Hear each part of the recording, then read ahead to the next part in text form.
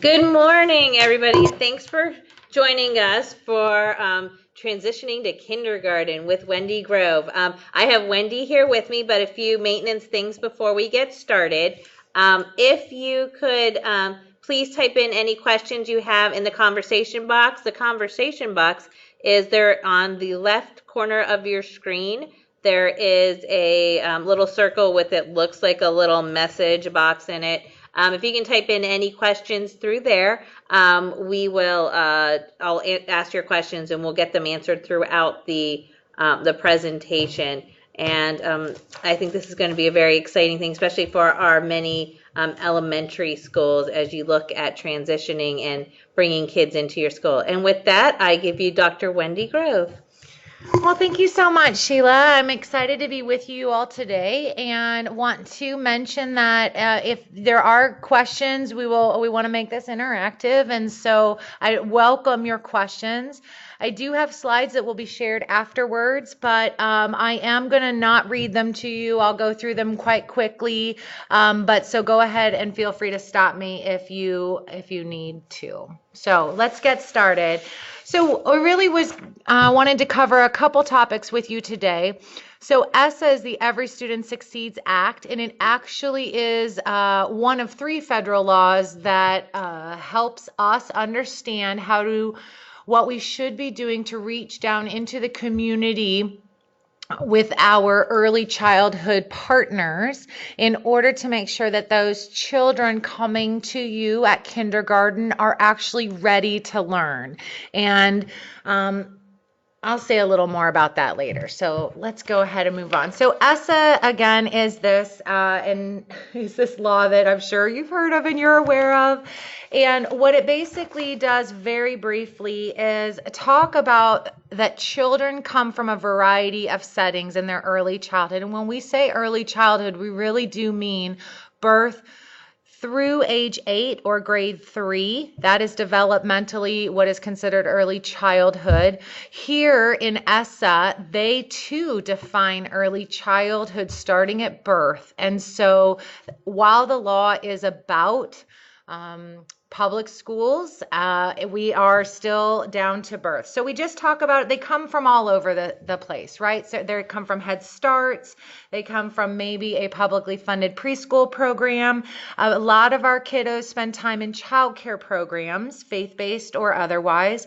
And then a good portion of our children in Ohio are actually spending their pre-kindergarten years with kin caregivers, family and neighbor care. So they're actually at home with their parents or some other caregiver. And so the reason that's important is because, as I'm sure you're aware, children will be coming to you at various levels of skill sets and development.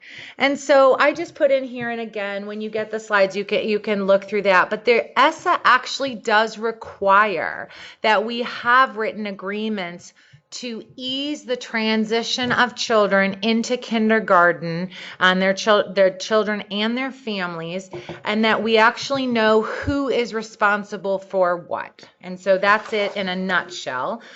We have this picture that hopefully you'll be able to see better once you have the slides, but we are the state education agency, and so there are things that we need to do. Here in the state of Ohio, Head Start is not state funded. It is a federal to local grant. And so that's just something that you should be aware of when you're entering into an agreement or into a partnership with a Head Start, whether they're housed within your building or not, because the state does not have a role except for including them in the early childhood system as a coordinating partner. So then when we talk about ESSA provisions, I wanted to just bring these up to you because you may or may not be aware. But in ESSA, we are actually allowed to spend the funds on early childhood education topics, including joint professional development. So you can actually use Title II funds to host a professional development opportunity. You can invite those child care provider teachers at the kinder care or the church down the street.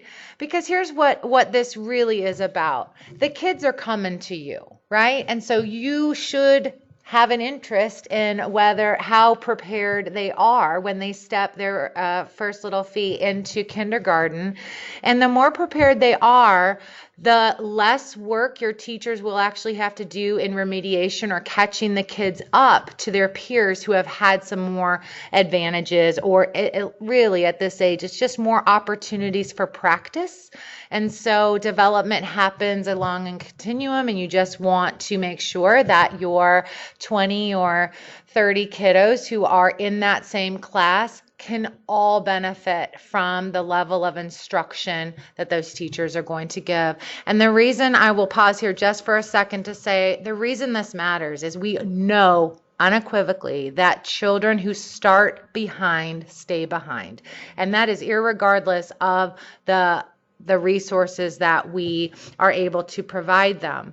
And so we want to do our very best to make sure that the children are starting at on an even keel at the same level. So you can do some other things here. You have targeted assistance programs. You can do, all kinds of equalized learning, help for kids who are economically disadvantaged or English language learners, and that kind of thing. So I'll be able to give you some more tips and tools on that at the end here. Okay, so I also wanted to just mention that Head Start also has a federal law that requires them to coordinate with local education agencies. And so we have ESSA as one law, we have the Head Start Act as the second law, and the third one, I don't think I put in here, but I'll just mention, is IDEA, so our Individuals with Disabilities Education Act. And so there are all of these federal sort of pushes to work together and coordinate for the benefit of the children. So Wendy, is this a good time for some of our schools to start reaching out to the preschools and building that relationship? This is an excellent time to do that. Thank you so much. So there is, as we get back to school, so some of your preschools have been in session all summer, and some are just coming back as well. As sort of a kickoff to the year and an opportunity to come together would be well received. And so we would love to see that. And even if you are planning for the year ahead, not necessarily the one that is just starting, but we know that they would welcome the opportunity to work with you. Great. So here we go, just a couple components of what we would expect to see in coordination agreements, right? So are you going to share data? So those kids are in a preschool or childcare, and you know what? They have to assess those kids, and they have to figure out if they are on track with their development across the essential domains of school readiness. And so they have a lot of information. And so if you have an agreement in place, you would be able to share information on the children who find their way to you in kindergarten and vice versa.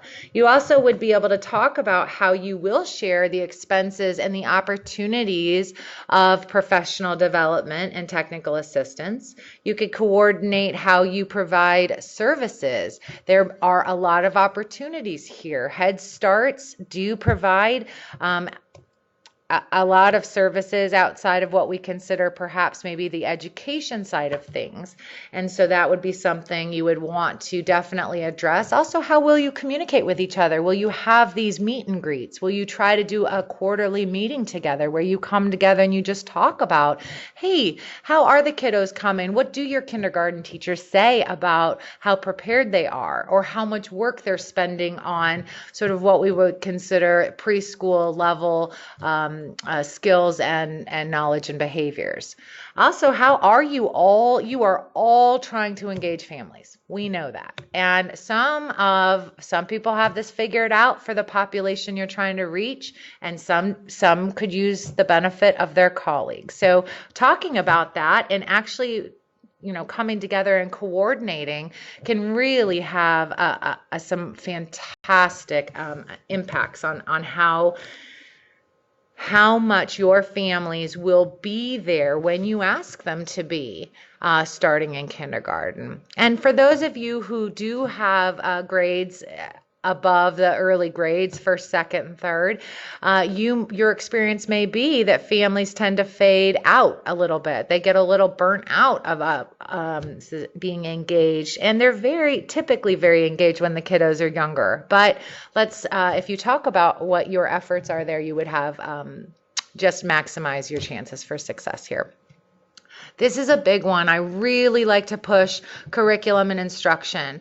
And so kids who are, whether they are at home or not, they are at this age, they're always learning, right? So I like to say we give them opportunities to practice, and that is how they grow and develop, right? So it takes every infant 10,000 steps, 10,000 attempts to learn to walk. And so if they never have the opportunity to try walking for 10,000 steps, they won't learn to walk. And so there are so many opportunities here to say, hey, preschools or child cares, we want the kids to know this when they come to kindergarten. Are you teaching them that? And to be intentional about sharing your curriculum and instructional plans for kindergarten, because again, if they are ready to receive that instruction and engage in it fully, you will only be preparing them for your later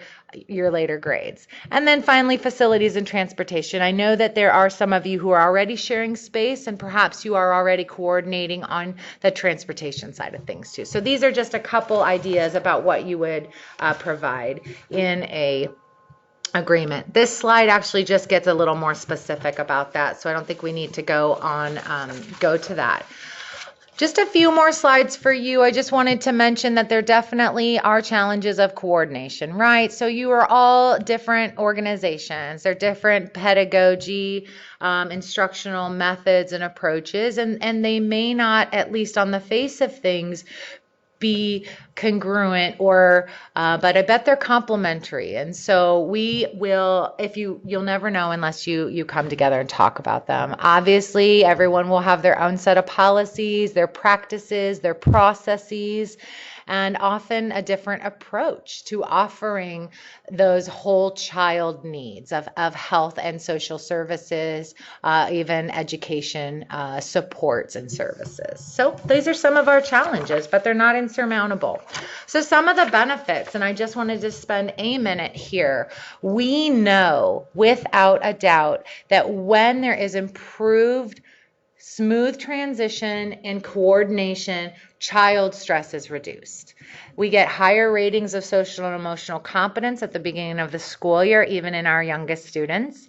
We know that there is improved academic growth and trajectories, and we know that we have families involved at a much more meaningful, intentional level when we have this coordination. This is especially true for our vulnerable families, or families who are experiencing things like transiency, homelessness, low income. But the schools benefit since the high quality early childhood programs provide a strong social and emotional academic foundation, and knowing what your community feeder schools are doing will only benefit you and your ability. In some cases, it will allow you to skip over some instruction that you may have typically planned, or find that you don't need it because you are trusting your colleagues and you know that they are covering that. So it might just take some less time and effort. All right, a couple coordination strategies here. So again, learning and developmental practices. So talking to each other about how are we all teaching the children in this developmental phase of their life, right? They're no longer toddlers. They're coming into their school age years, but they are very much still in that brain plasticity years, right? So they soak up things. And we know too about our adverse childhood experiences. We know that children in Ohio are much more likely to come to school having experienced adverse childhood circumstances and or experiences. We also know that increases if the child is living in severe poverty We also know that if our children are coming with any kind of learning disabilities or challenges, that they are more likely to be neglected and or abused. We have a lot of information about what happens or potentially happens in early childhood. And so when we talk about how do we address the kids, every child who comes to us, whether or not they've had positive or negative experiences in those first 5 years of their life, we understand each other better and we're able to support them. We can also talk about funding mechanisms. Maybe there are opportunities. The one I brought up was the professional development, because that's often one that doesn't scare folks. We can come together, we can share our resources around, bringing in Dr. Bruce Perry or bringing in somebody locally that you were inspired by when you went to a conference, and offering that opportunity to your early childhood colleagues. There are also accountability systems that offer an opportunity for coordination, and all of us are accountable to someone or some entity. We all are collecting and reporting data. And so are there ways to lower that burden, reduce the burden, share information, and help everyone out in order to ultimately impact positively your teachers, your administrators, even treasurers, and ultimately the students and families. And then finally, governance structures. And so it is always helpful when people within the system of early childhood understand how entities are run. As community schools, I'm sure that not everyone understands your governance structure, and so offering that as a get-to-know-you opportunity would be interesting. Not only interesting, but it will impact positively your ability to coordinate meaningfully with each other. So Wendy, this is a good time for either the school's governing authority or their boards to meet with some of the preschool boards, and even for principals to kind of stop in and see each other? We would love that. We would encourage that. And often it is, we're not here to ask for anything. We're here to talk about how we can make sure that our kids are coming to school ready to learn, and here's why, right? Because we know it matters. So we would love that. And often you just have to keep in mind that in your community, there will be privately owned child cares, and don't forget your family child cares. So there are family homes that are providing care and education to children in this age who will ultimately come to your kindergarten. And so those will be owner operators. Yep. They won't look like your boards. Some will, some won't. So you just have to stay open-minded and think, who am I? Who do I invite to the table? And I think once that invitation is on the table, people will jump to the chance to coordinate with you guys. Yep. And another way to share some of the old kindergarten books that you're no longer using with some of these daycare providers, even the at-home ones, which we know that, especially economically, that is where a lot of parents do look in our communities. That's absolutely true. And you all will have a host of resources and experiences and expertise that you bring to the table. And just being able to offer that opportunity, I think would be well received. And if it's not the first time, try again. I mean, we're constantly trying to encourage our providers of care and education the opportunity, but sometimes we are seen as sort of this, it's the school, right? They're way different than us and they wouldn't be interested in what we have to offer. And really, it is just about building that relationship. So, thank you. A couple guiding principles here. So for successful transitions, remember that it's a process, not a program. Supportive and informational relationships are resources for children. And so they are worth investing in. And I don't mean just financially. Time is an investment. Connections serve as a bridge for children, families, and schools across these time and contexts.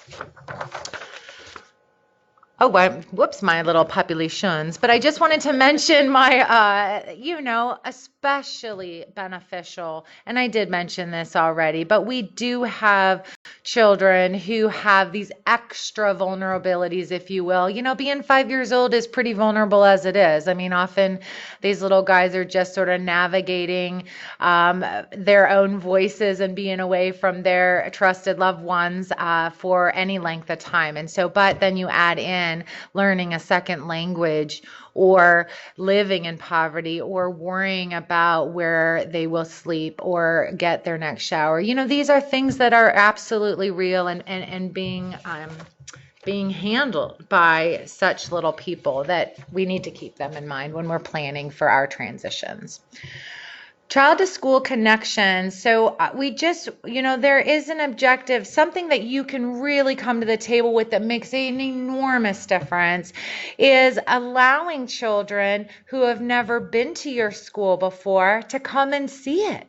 It's the familiarity. I believe that once a child starts in a school, if they can stay there, they often do.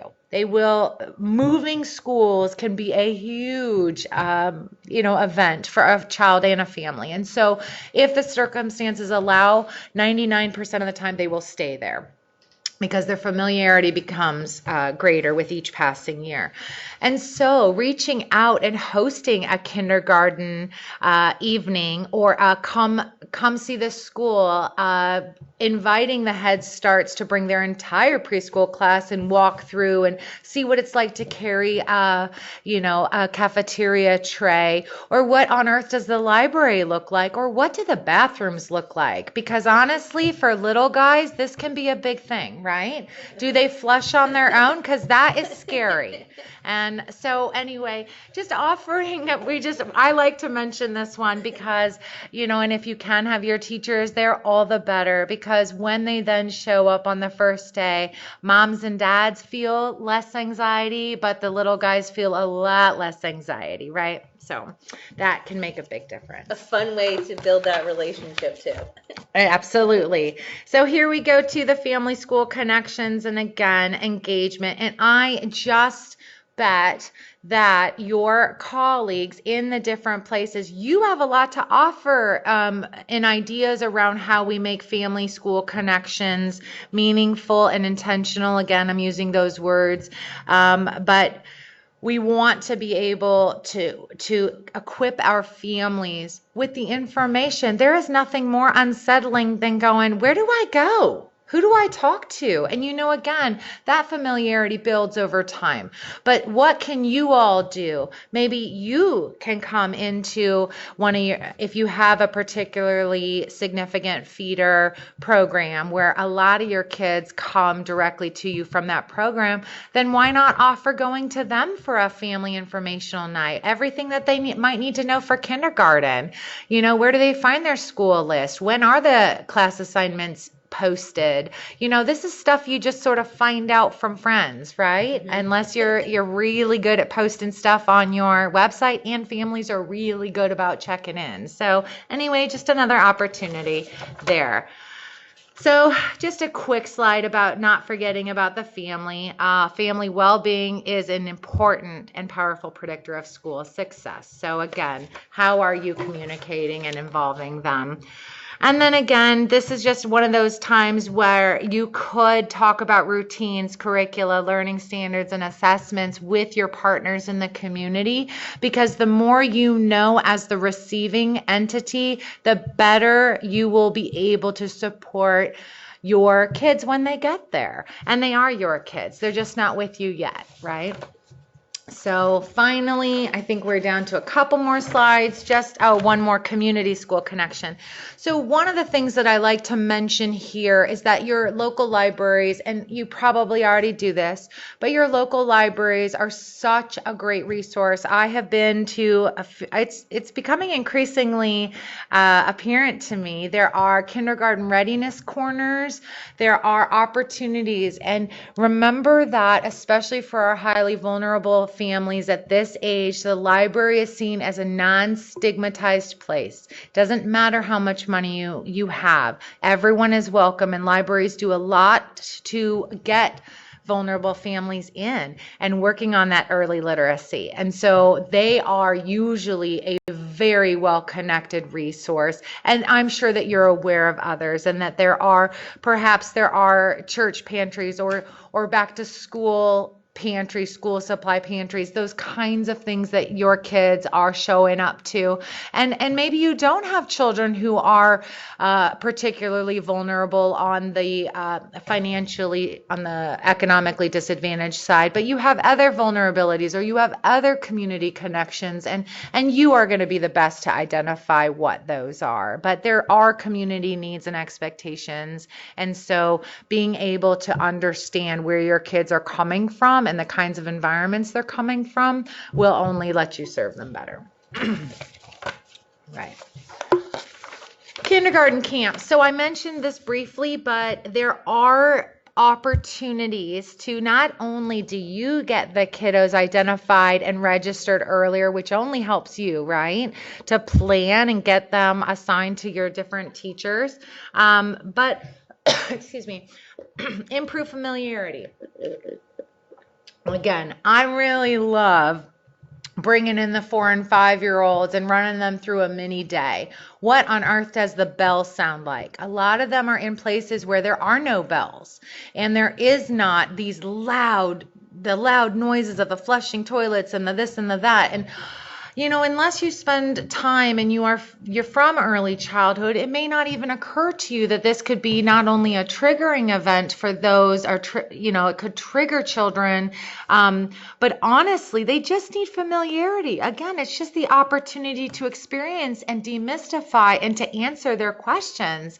Don't get me started about fire drills. These can be very, very upsetting to children who have never heard that before and don't know what to do and are frightened. So again, just an opportunity to assess skills.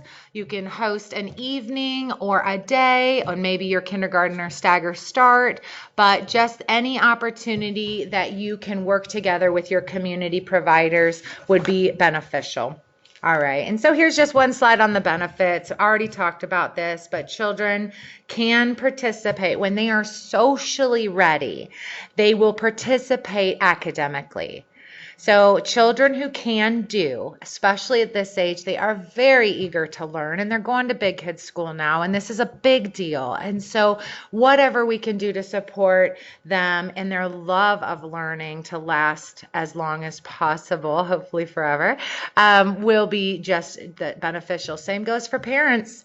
I'm sure that you can all tell about an experience where you, unfortunately, the parent relationship either wasn't good from the start, or it went south and you never quite got it back. Now, hopefully you have stories about where you were able to forge that connection in those relationships. And I'm very certain that's why a lot of parents choose your schools, right? So they want to have that relationship and the connection and the communication. These will all be good. They also benefit your teachers. You should know that when you are intentional about this early childhood preparation for your early grades, teachers show lower levels of burnout. They show higher levels of satisfaction and higher levels of connection and with not only their students, but also the parents and their colleagues.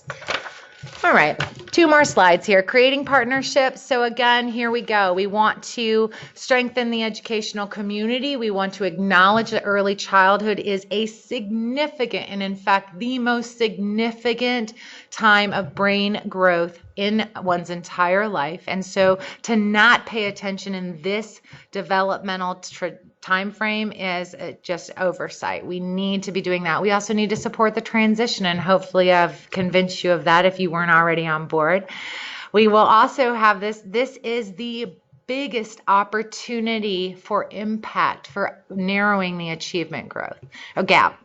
And then foster that school readiness and self-efficacy, which you got to get the kids, believing that they can impact their own life. And then again, engaging parents. So And then finally, I wanted to leave you with 2 resources. So we have actually invested in some transition professional development. O'Kelly.org is our partner in this, and there are opportunities. This is a phenomenal training. It is not just for children with disabilities, and you should, everything that we do that has a disabilities population mentioned, if we do for all, it will have a significant impact. And then there is a toolkit available that really is significant. It walks you through. If you want to have a written agreement, it tells you exactly how to do it. It gives a self-assessment. It allows you, it really tells you step by step how to do things should you need or want that kind of guidance. And thank you very much. Awesome. Well, if anyone has any questions, please type them in the little message area in the conversation, and I will ask those questions.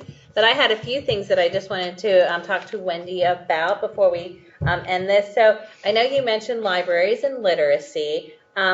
So would this help our schools with the 3rd grade reading guarantee and forward?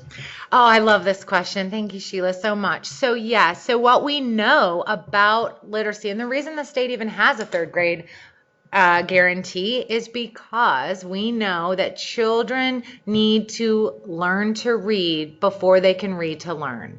So in these early grades, it is absolutely essential, and I'm sure that you're all aware, but there is a reason that we must assess where children are in kindergarten, 1st grade, and 2nd grade before they get to 3rd grade, because if we identify that a child is not on track, we need to get in there and offer some extra supports in order to get them up to grade level so that they won't be that farther behind as they age. So yes, everything about our work in early childhood is about language and literacy development. And so just really quick, singing to children is not a wasted endeavor, right? It all adds to their language and literacy. It's not just about teaching the letters, but it is about, again, engaging, serve and return, talking to children, allowing them to talk back. And so a lot of our infant toddler teachers across the state have training and specialized knowledge about how to do this. Even our low literacy parents can be supported in order to help their children, because often if a child is not being read to at home, it's often because their parent doesn't feel comfortable reading. And so they did not get enough supports in order to feel like a comfortable reader. So it's all related, and it is the basis for all other academic learning is our literacy. So one of the things you mentioned was parents that may have a lower literacy. So that is something that our schools can, especially as they're transitioning preschool to kindergarten, bring the parents in and kind of make it more of a family engaged session or camp or whatever you want to call it. We would love that. That is not only a parent engagement opportunity, but if you help a parent get to a level of comfort in something that is so essential as reading or literacy, you're really building that relationship in such a meaningful way. And you're helping yourself, because that parent will no longer be, or at least have reduced levels of embarrassment or, uncertainty and lack of confidence. And therefore they will engage more. You're the school, so you already have a status, right? And when you take a parent who has not ever felt comfortable, and maybe their own educational experience was not a positive one, you have the opportunity to turn that around. And the beautiful thing is, in early childhood and in kindergarten, there's always a parent. There's always a significant adult. These 5-year-olds don't get there on their own. Even if they're being bussed there is an opportunity, because you can't engage a 5-year-old without engaging his or her significant trusted adult. Awesome. And one of the things then is you lose the parent embarrassment when you're teaching them perhaps to read an elementary preschool type book. You're helping them with their literacy, but it's not an embarrassing as you're teaching them how to read to their kids. Absolutely. And you can always couch it in here. There are some basic learning strategies for engaging a young child in his or her own literacy development. And so if you offer an opportunity, It's a kindergarten camp. They're coming because their kiddos start in kindergarten. There can easily be a station about, hey, are you supporting your child's literacy? And it can be done so easily. But your libraries really are an excellent resource to partner with this. They can run that table at your kindergarten camp. You don't even have to, unless you do have a reading specialist or somebody who really can do this in a way that would bring the parents in. So it's such an opportunity. It's exciting. Awesome. Well, this is very exciting, and I hope that our elementary schools who are on this call and others that you share this information, because I really do think this is a great way to make sure that you do always have the feeders into your school. We know you're always advertising trying to get new kids in the school, so that will help build that feeder system, and also by bringing in your preschools, they'll know we're parents looking for a good school or a place to put their student. It's great marketing for you guys. So thank you for sharing with us. Thank you, Dr. Grove, for sharing with us. As always, any questions, let us know. Wendy will be more than happy to talk to any of you about building these relationships. So thank you.